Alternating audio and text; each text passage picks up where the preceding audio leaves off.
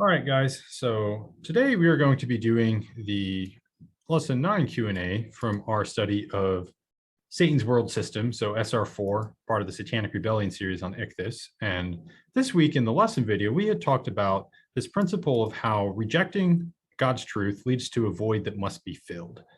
So in our outline, we had talked about how this is necessarily the case, how this is a facet of the human mind that is sort of inescapable. And then we talked about how understanding this is an important principle for us as Christians because it helps us avoid falling onto the destructive path ourselves. So it helps us avoid falling to Satan's deception, the illusions before us in the world, in our own walks. And then we also closed on bringing up this fact that the substitute that most readily tries to fill the void that many unbelievers chase after is this idea of the pursuit of happiness.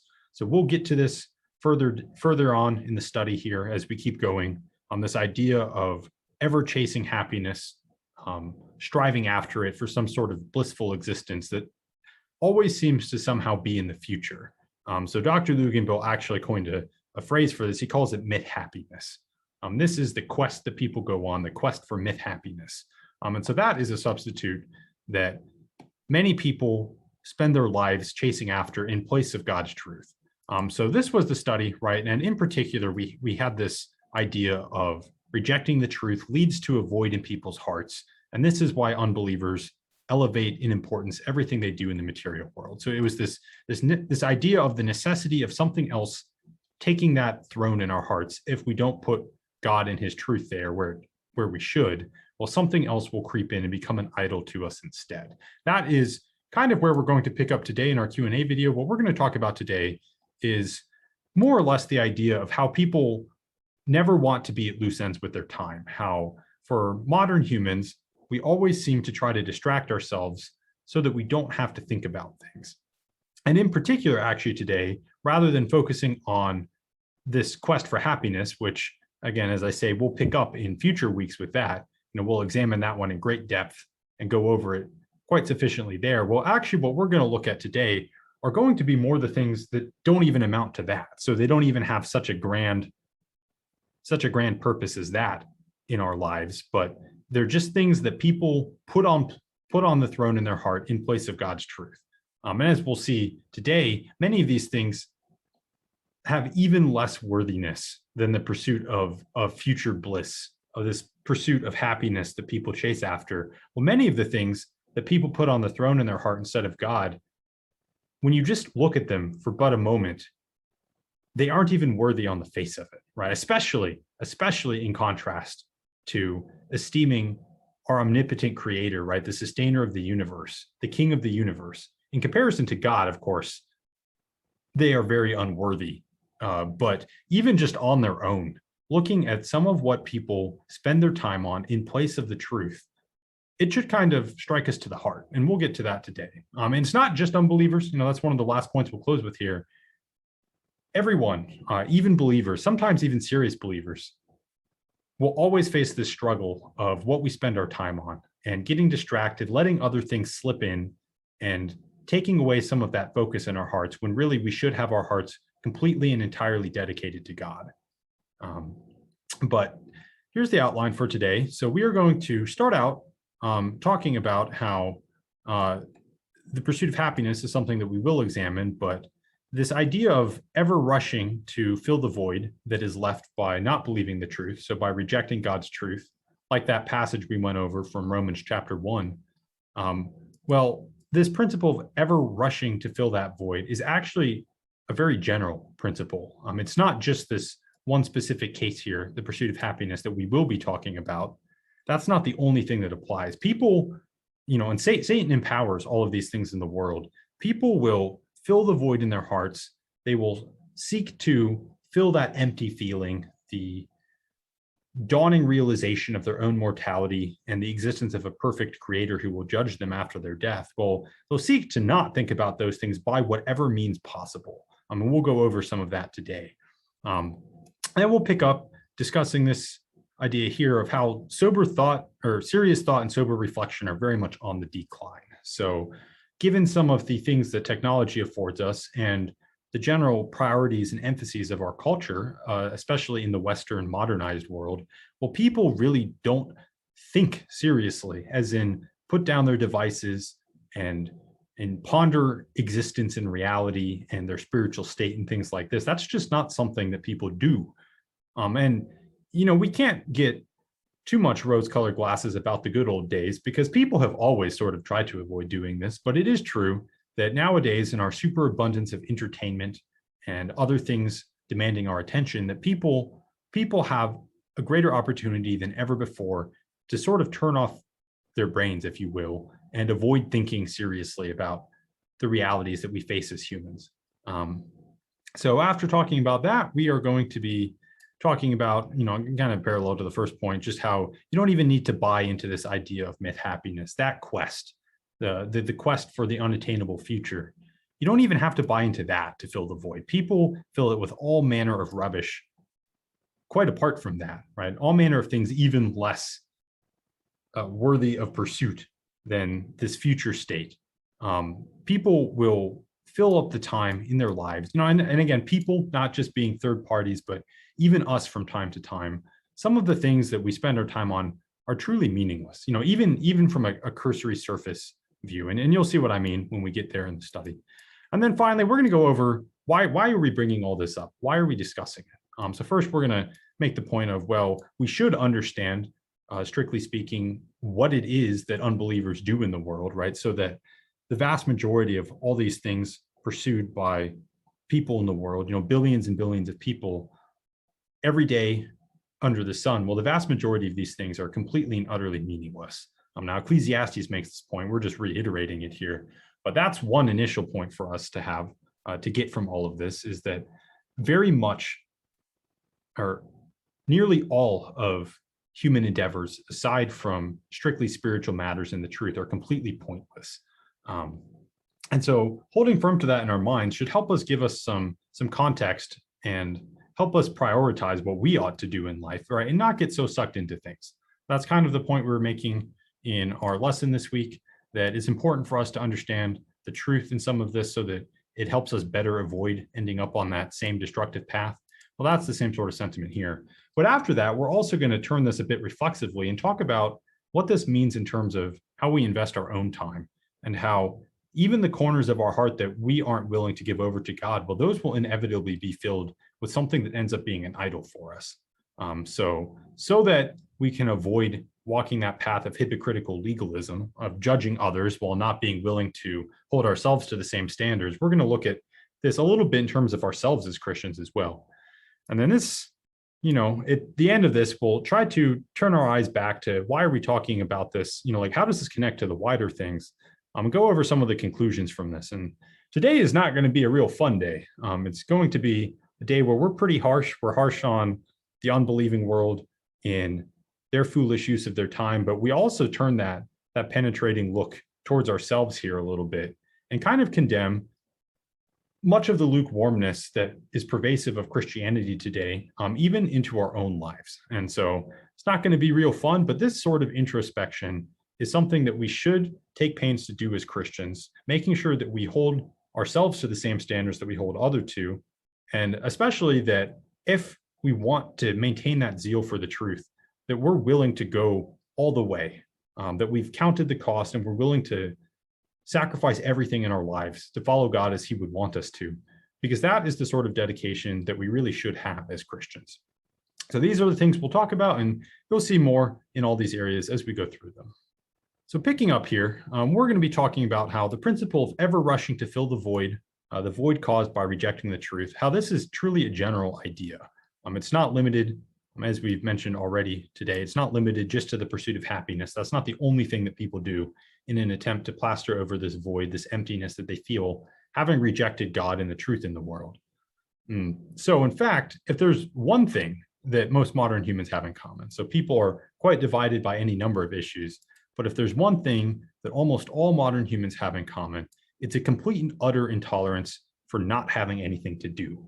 People can't stand being bored. They can't stand not having something to occupy their attentions and keep them busy.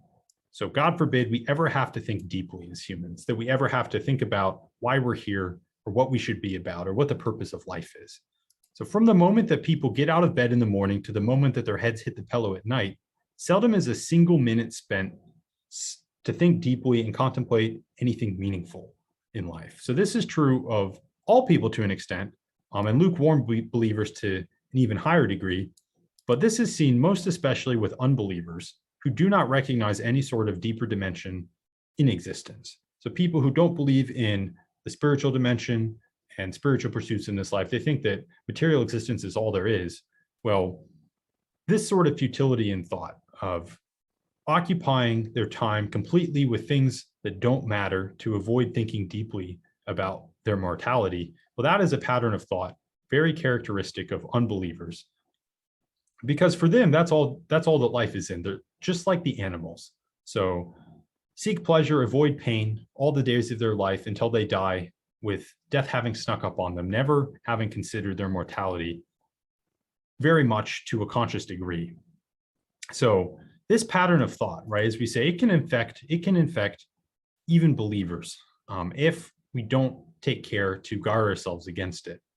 But this sort of pattern has become ever more common, not just in the last couple centuries, but even more especially in our own times as technology has taken on a greater and greater role in our lives.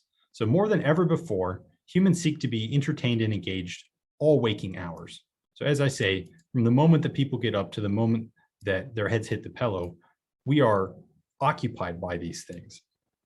So buoyed by recent technological innovation, so the invention of the internet in the late 1990s, smartphones, that's circa 2007. So what was not possible in the past is now mainstream and even expected. So this is the norm.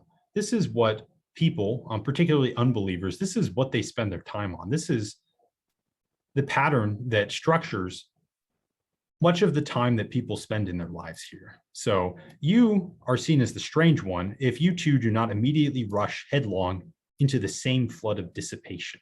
So that wording here is echoing 1 Peter 4:4, talking about how people are surprised when we don't join them in all of the excess distractions and diversions that they throw themselves into, right? This indiscretion that they have in their pursuit of these things.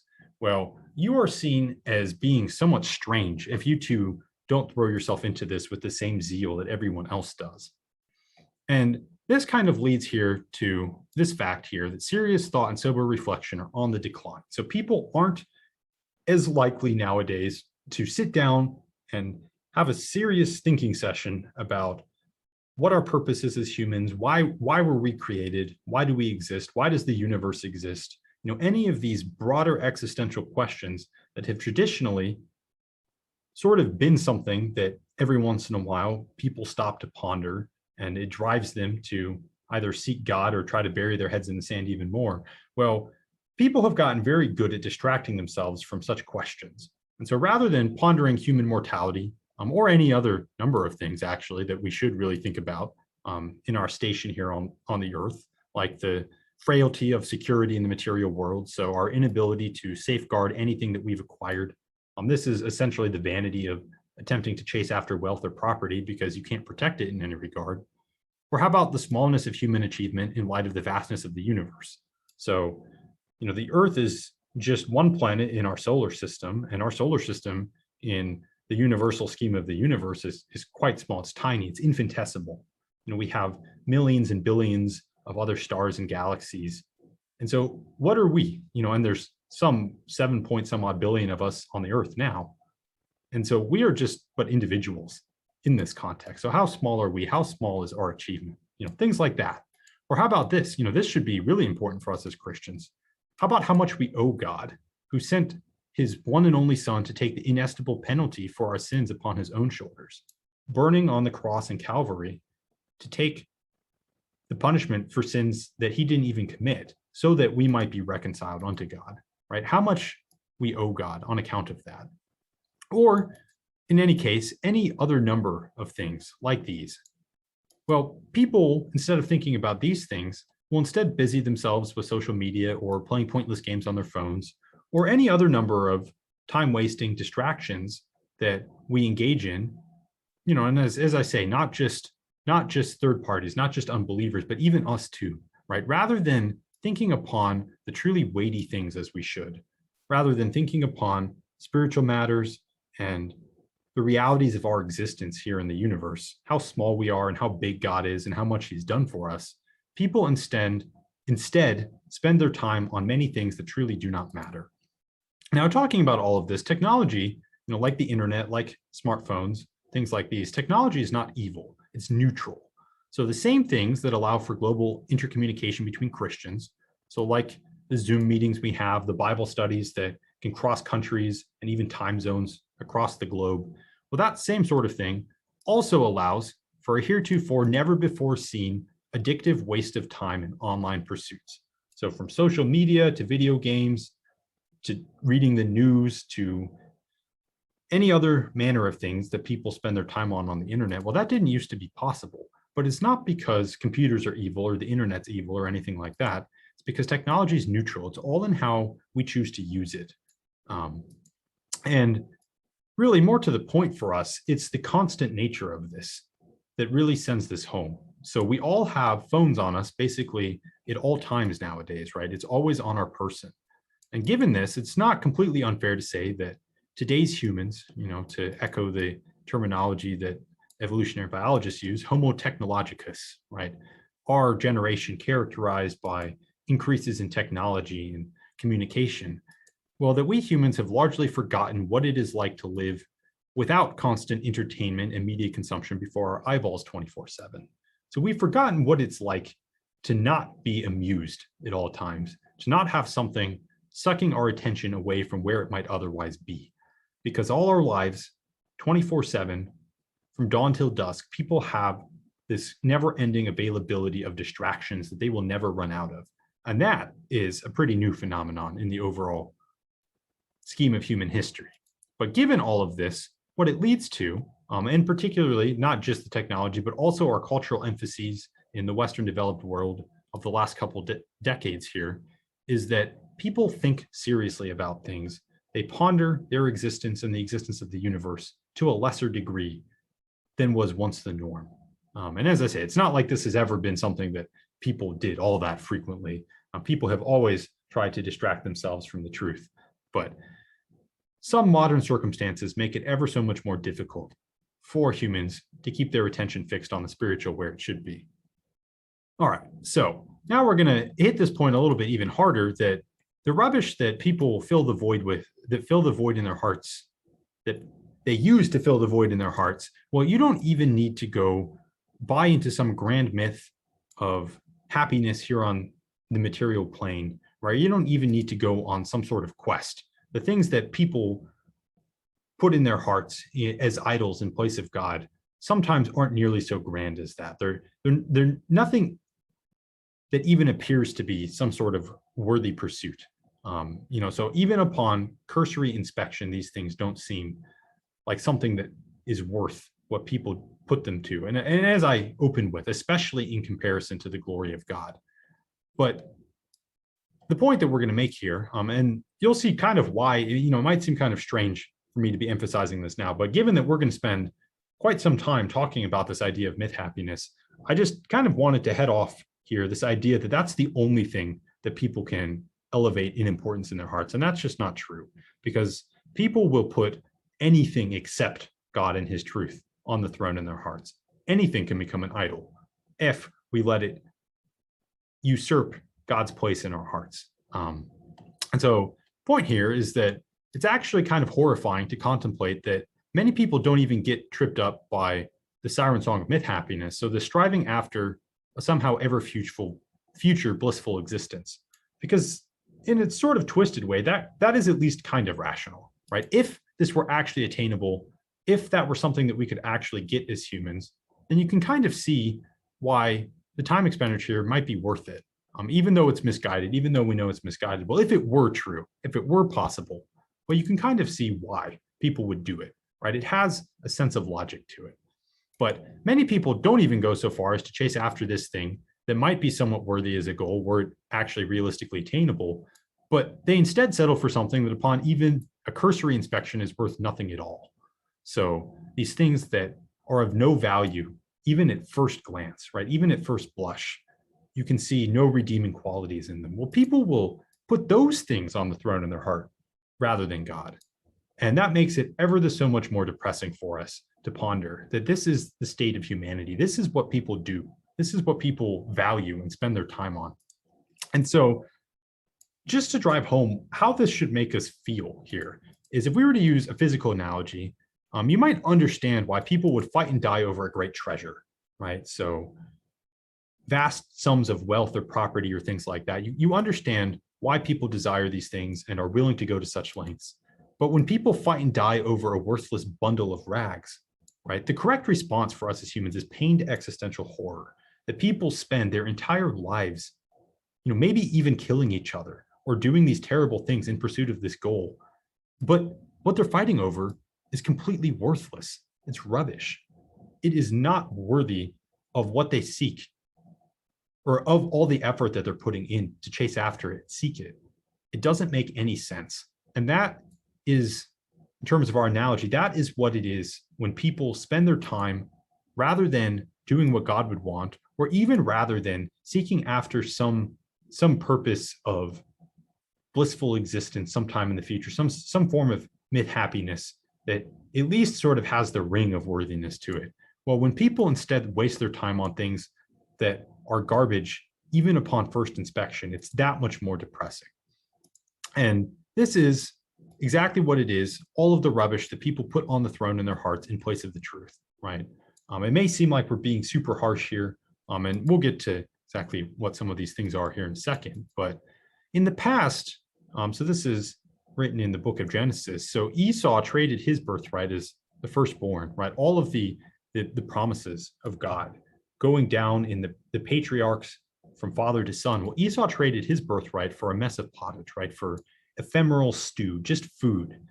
And in like manner, today people exchange the glory of the incorruptible God. So this is echoing Romans chapter 1, verse 23, which we read in the lesson this week, that they exchanged the glory of the incorruptible God for an image in the form of corruptible man and of birds and four-footed animals and crawling creatures.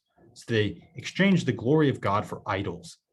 Well, nowadays, people, rather than worshiping actual statues like unbelievers of the past did, well, people put on the throne in their heart idols of mindless entertainment. So what is some of the things that we're talking about here? Well, how about trashy novels and celebrities squabbling over Twitter, or anything else that even at first appraisal, you can tell isn't worth our time. It's not something that people should get emotionally invested in or pursue with all their hearts for the duration of their lives, because it's completely pointless. Well, these are the things that people exchange. So they exchange the glory of the incorruptible God for these things. And just that contrast, right? The utmost contrast between that which is worthy and that which is not worthy at all. Well, this should motivate us in evangelism, because people don't even know the terrible trade they're making, how much more meaningful their lives could be if they were to accept God and live in service to him. They don't see all of the opportunity cost in the situation before them. And so it is that they'll spend their entire lives chasing after things that are of no importance whatsoever, while failing to give any due to God, who is the only person who actually deserves their time and their respect. Now, this isn't just something that unbelievers face either, right? And I'm going to continue to bring this up, and you'll see I'll close with this as well. It's just that it's really easy for us as Christians to end up sort of getting this holier than thou mentality of, well, we get to call out unbelievers in the world because it's true. Much of what they spend their time on is pointless. And the trade that they're making, not willing to esteem God in their hearts, is something sort of worthy of condemnation. It's not the correct path. It is not what we should be about as humans. But nonetheless, we just do need to be careful to always be applying the same standard to ourselves in this. Because it's not just unbelievers who get caught up in these things, as we'll see. I think it's in 2 slides here. But before we get there, we are talking about all of this in respect to unbelievers as well, just so that it helps us properly contextualize all that goes on in the world. So everything that is part of this material existence, aside from the truth, aside from what God wants us to be about, well, it's important for us to understand that the vast majority of everything that is done under the sun each day is existentially meaningless. So a complete or a striving to fill the void left by rejection of the truth with anything, even garbage, so as to avoid the inescapable calculus of human existence, as natural revelation makes clear to us. So that we are sinful, that we will all face death, that we will be judged by a perfect God. As we talked about in the lesson, creation sings of such things. It's what Psalm 19 tells us. And you can compare the passage in Romans chapter 1 that we read. So as Christians, we should scorn the substitutes for the truth, the garbage that comes to occupy the void in people's hearts in place of God's truth, rather than viewing these substitutes less negatively, right? We should scorn these things. These things are not worthy of our respect. They're not a worthy alternative in any regard, because everything that isn't the truth should get our warning bells ringing. Anything that doesn't contribute to our positive forward spiritual progress, anything that is not, good and true and right and godly, should put us on edge, because it is only going to lead us down the wrong path. But these things are the case, perhaps especially when everyone says that things are not so, that these things aren't spiritually dangerous, that we too should go and join them in their folly, right? This is the sort of thing where we should really, really be on guard in these cases, where we recognize that people around us are falling to these things, not even recognizing the danger they're in. And once we find ourselves under pressure from all sides, that's when we should really take pains to make sure that we adopt the correct perspective, that we hold on to the truth, rather than letting the peer pressure of others get us in a place spiritually where we shouldn't be, where suddenly, somehow, these things that we should be scorning, these things that we should be calling out as a waste of time, as things that are just dust here in the world, rather than things of eternal spiritual import. Well, rather than keeping that perspective, we shouldn't let ourselves get talked into viewing anything in this life as more important than it really is, which compared to eternity is not important at all. And so that's the perspective that we should keep. And this is why we bring all of these things up, right, as a first point in discussing the futility of all that goes on in the world, of all that unbelievers pursue, is just to make sure that we keep that distinction, we keep that contrast straight in our heads to keep us better on the spiritual path that we should follow. But then the second point, and this is what I kind of jumped ahead to, forgot the order of my slides there. But the second point is that even more than just recognizing the folly of unbelievers' pastime, so how unbelievers spend all their time, putting these things on the throne in their heart that they shouldn't, rather than God, who should be there. Well, even more than simply recognizing that in the lives of unbelievers, we should also jealously guard against hypocrisy in these matters. So avoid hypocritical legalism that comes from judging others without first judging ourselves. So people, believers, might scoff at the irrationality of chasing after the things that unbelievers do. So they might say something like, I'd never delude myself in the matter of, XYZ, of whatever foolish thing it is that unbelievers chase after. But yet at the same time, these same people will waste hours every day on things that are objectively inconsequential and unimportant. So they'll condemn other people for not having their priorities straight, for failing to give God the respect and honor and due that is his by right, while still at the same time doing the same things themselves. And so this is what should cut us to the chase, right? I mean, I catch myself doing this too. I say, oh, I have no time. I have no time. But consider the fact that while most people constantly complain about not having enough time to read their Bibles or do Bible study or pray or whatever else, right? Despite always saying that, people will say this with a straight face while at the same time watching Netflix for 5 hours a day and spending another 4 hours after that on social media, right? So no time, huh? Do we really not have time? Or are we just not willing to give that time where we should? And this, as I say, has always been personally convicting for me, because sometimes I'll make that excuse and I'll catch myself saying it. I'll say, you know what, I spend all this time at work, I have no time. I'm always tired. I have to go exercise. I have to eat. I have to do whatever else. But yet I will find myself spending time on things that I know aren't worthy. So I find all of this time that I have, well, how much am I really willing to give to God, right? And so it's really, really easy for us to fall into that pattern of saying, well, look at all that unbelievers chase after. Look at how they spend their hours. And obviously they're chasing after things that aren't important, right? But yet we'll use that same excuse for ourselves. And we'll say everyone needs a bit of rest and relaxation, but we shouldn't have that perspective of resting until we've done our duty as Christian soldiers. And so it's really, really easy for us to fall into hypocritical legalism here. And so this is why all of us, right, myself included, everyone I ever have and ever will meet, so humans in general, we're all going to be imperfect in this.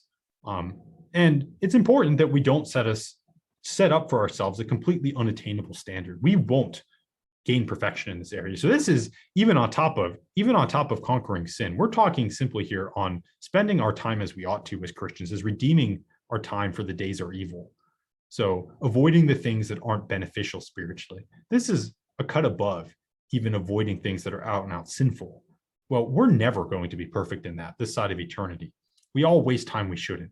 But the main point here is that there's a big difference between shaking your head and resolving to do better next time. So if you've recognized that you've sort of squandered away some of the resources available to you, rather than spending them on serving God as you ought to, or helping your brothers and sisters in Christ, or whatever the case may be, well, shaking your head and resolving to do better the next time, well, that's different than going about your day convinced that you honestly have no time for God, that there is really nothing you could be doing to further your walk with him or make the sacrifices in your own life so that you might make more spiritual progress. Because if we aren't willing to admit that we could do better, if we are honestly convinced that we've done nothing wrong, that we have no time for God because of all these other things in our life, well, if in reality it's because we're unwilling to give up the throne in our heart, then what we're doing is we're putting idols before God. And this is scary because this is the sort of thing that is really easy for us to not see in ourselves. It's easy to spot in other people, but it's hard to turn that mirror back on us.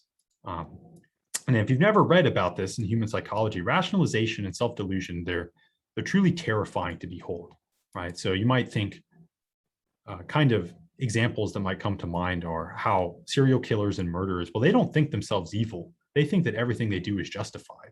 Or narcissistic people as well, who act completely selfish and entitled, and then they think that they've done nothing wrong because they really are worthy of having everyone bow down to them, rather than, treating other people civilly and as equal human beings. Well, some of that sort of thing, that same sort of thing applies into how we view ourselves, our own images of ourselves and what we do in comparison to others. And so this week isn't necessarily going to be, the point of this week wasn't necessarily to rail against legalism, but it is an important application of all this, is that when we bring up all of these ideas about time expenditure, about what we put on the throne in our hearts, how do we spend our time as Christians? Because actions speak louder than words, as they say. So the things that we actually spend our focus and our time on kind of show where our heart is. And if God's not first there, well, that should worry us, even if we are saved, because you can be saved and still not spend very much time on things, because what it takes for us to be saved is belief. And so if you truly believe that Jesus Christ is your Lord and Savior, then Ephesians 2, verses 8 through 10, for example, right? For we've been saved by grace, not of works. Well, that tells us that we're saved. There is no working your way into heaven. But if we notice in our own conduct, in our own behavior, in our own time distribution, that we really aren't valuing God above other things in this world, maybe social media, we spend more time on that than God, or we spend more time on Netflix or reading books or hanging out with friends or whatever else the case may be, any of these other things. If we find ourselves falling into a pattern of elevating those things over our spiritual growth as Christians, over the time we spend reading our Bibles or doing Bible study or praying or doing ministry, helping our other brothers and sisters in Christ, well, then that should drive us to ask the question, how are we doing, right? Are we doing well? And more to the point here, are our hearts completely given over to God as they should be? Now, there is no, what's the best way to put this? There's nothing special or magical about this. It's not as if you have to rededicate your life to Christ or anything like that. But simply the point we're making here is that we should take care to draw this lesson into our own lives, right? Not just to view it as a problem for unbelievers that is a struggle unique to the unbelieving domain, right? This filling the void in their hearts with a flood of dissipation, as 1 Peter 4:4 says, but that this is an occupational hazard for us as Christians too, Because while we may have the truth in our hearts, while we may believe in God and have salvation and have our minds renewed by the power of the Holy Spirit, well, any room that is taken up by things other than the truth will be exploited by Satan. There will be chinks in our armor, cracks in the foundation that will be exploited to try to put our focus in our hearts on things that we shouldn't, to try to put idols in place of God in our lives. And so this is where we're going to turn in our conclusions here. And this is kind of where I was going here. So the matters that we've talked about today, particularly here at the end, turning our view reflexively upon ourselves, well, this is not the most fun stuff to discuss, because as I say, it applies to all of us. It's not like it's just a them problem. It's an us problem too. And so the things that we talk about, well, they call us out right alongside unbelievers. And this is certainly an uncomfortable process. It's not fun. But the truth of the matter is that any space in our hearts that's not occupied by the truth will inevitably come to be occupied by something else. And that's the idols we've been talking about. This is exactly where I was going towards the end of this slide here. This was the message of the lesson that we went over this week, that when there is a void or a vacuum, something will always come to fill it, right? We talked about that in terms of nature. It's how we introduce this topic. But in terms of what we spend our time on, human priorities, this is also the case. And so for unbelievers, it consumes their entire life because they're always putting everything in front of God. But for us as believers, if we don't take care, it still is a battle that we will have to face moment by moment, day by day, because even if God is positionally on the throne in our heart, even if we put God over the world, we're willing to believe in him unto salvation, well, we still have to live that out every single day. And that really is the takeaway that we should get from all of this, that first and foremost, we need to take utmost pains to be red hot and have the entirety of our hearts filled with the truth, not just a little corner of it, not just the smallest part that we can get away with, but the entirety of our hearts filled with the truth, so that there's nothing that Satan can exploit as a weakness in us, so that we can be the most effective Christian soldiers that we can be on the spiritual battlefield here in life. So only by a forward path of positive spiritual growth, so making sure that our hearts are completely filled up with the truth, meditation on the word of God, prayer, ministry for other believers, all of the things that we're called to as Christians, well, only by this forward path of positive spiritual growth can we avoid letting weeds sneak in alongside the plant of faith, right? So distractions of the world, fainting under suffering, all of these other things. Well, if we let any part of our hearts be filled with something other than God, if we put anything else as an idol in our lives, it will get in the way of us spiritually. It will cripple us. It will choke out our faith plant. It will take resources that could otherwise be going to grow our faith. And that is the warning that we should take from all of this. In discussing how voids and vacuums are always filled by something, if we ever let there be a vacuum in our heart on account of us not pursuing the truth as we should, it will come back to harm us spiritually. Because if we don't fill that void with the truth, if we don't put God where he should be in our lives, if we don't prioritize the spiritual things that we should, well, we will instead prioritize something else. And because anything else, if we put anything else before God, that will lead to damage for us. We should just understand the severity of the situation in all this. All right, so kind of a dark place to conclude, like I said, but these are important things for us to be talking about, in as much as we examine our own lives critically and make sure that we are doing everything in our power to grow our faith positively as Christians, to dedicate our lives to God in totality, so that we don't have any of these cracks in the foundation, chinks in our armor, anything that Satan can use against us by not giving our hearts completely over to the truth. So, in going back over what we talked about today, we started out talking about how this principle of ever rushing to fill the void is truly a general one. It's not confined to any one specific set of things that people do to try to distract themselves from the existential futility of the world if you reject the truth. Now, of course, for unbelievers who reject the truth in totality, so they don't even believe any bit of it, well, they have to go to greater lengths to delude themselves. Something will fill the void of their hearts to an even greater degree than even the most lukewarm believers. But this ever rushing to fill the void is not unique to one single path of false priority that people pursue. It's not any one thing that has a monopoly here, but people will put anything on their hearts, as on the throne in their hearts, as long as it's not God. So that was the first point.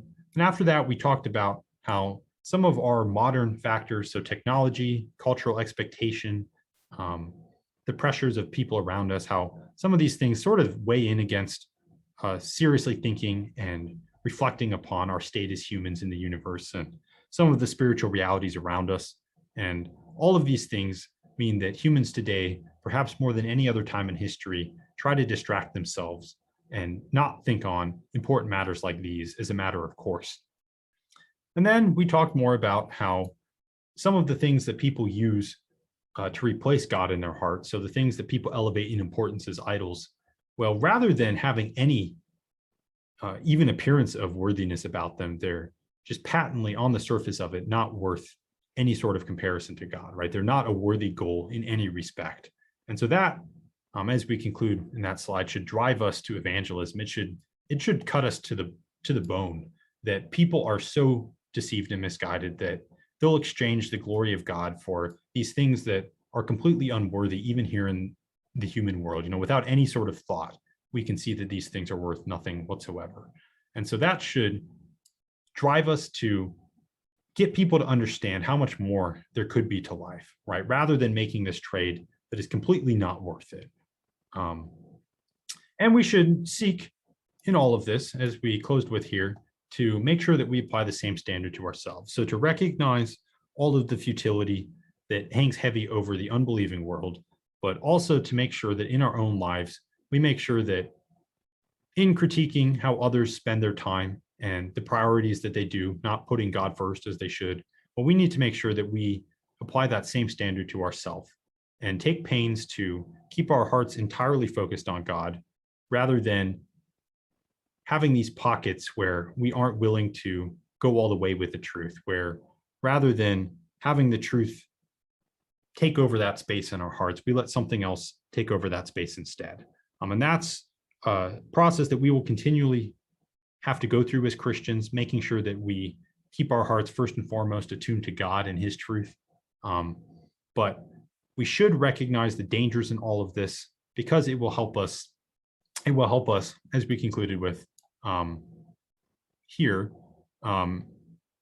it will help us keep that perspective that we need of positive spiritual growth, so that we maintain our momentum as Christians. We maintain that perspective that we need to give ourselves over completely to growing spiritually and helping others do likewise, so that we won't have any weaknesses, so that we won't let any weeds grow up and choke the plant of our faith, and get in the way of where we could be going as Christians, to get in the way of our production, stealing those resources that could otherwise be used for our spiritual growth.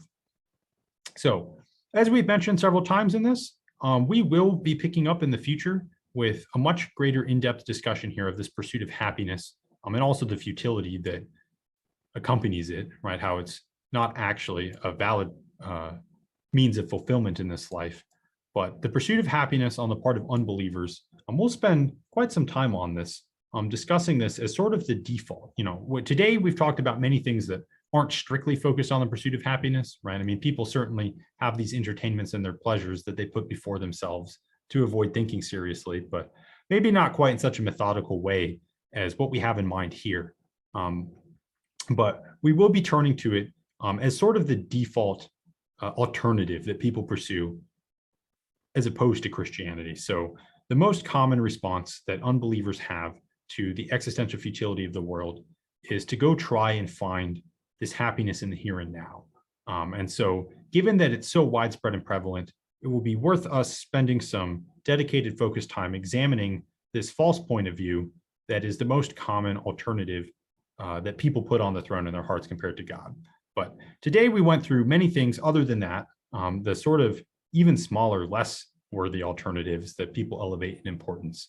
But in the future, we will be turning there to give it a more thorough treatment in our examination of the futility of the world and the vanity of life.